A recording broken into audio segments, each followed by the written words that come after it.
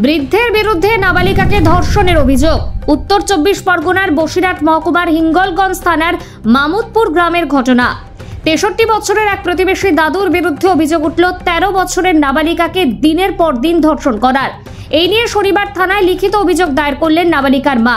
ঘটনাটি ঘটেছে বসিরহাট পুলিশ জেলায়। পুলিশ সূত্রের খবর, অভিযোগ পেয়ে শনিবার বিকেলে অভিযুক্ত ব্যক্তিকে পুলিশ আটক করে জিজ্ঞাসাবাদ করছে।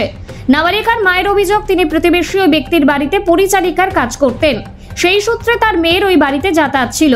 গত কিছুদিন ধরে ওই নাবালিকা অসুস্থ হয়ে পড়েছিল। এরপর নাবালিকার সঙ্গে কথা বলে তার মা জানতে পারেন কিছুদিন আগে বেশ কয়েকবার খাবার খাওয়ার টোপ দিয়ে ওই নাবালিকাকে বৃদ্ধ নিজের বাড়িতে ডেকে ধর্ষণ করেছেন। ধৃতকে আজ বসিরহাট মহকুমা আদালতে তোলা হবে। অভিযুক্তের স্ত্রী বলেন, গোটা ঘটনা কিভাবে হলো বুঝতে পারছি না, তবে যদি প্রমাণ হয় আমার স্বামী এই কাণ্ড ঘটিয়েছেন তাহলে কঠিন সাজা হোক। ব্যুরো রিপোর্ট, 24 ঘন্টা খবর।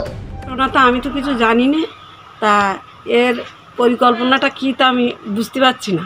তাই কিভাবে এলো, যেভাবে আসুক, যে কোনো কারণে হোক, নিয়ে গেছে, ভালো হয়েছে। তা যদি টেস্টটা হয়, তাই টেস্টে যা ধরা পড়বে তাতে আমার স্বামী চরম শাস্তি পাবে। আপনার স্বামীর নাম? নিমাই মণ্ডল। কোথায় বাড়ি?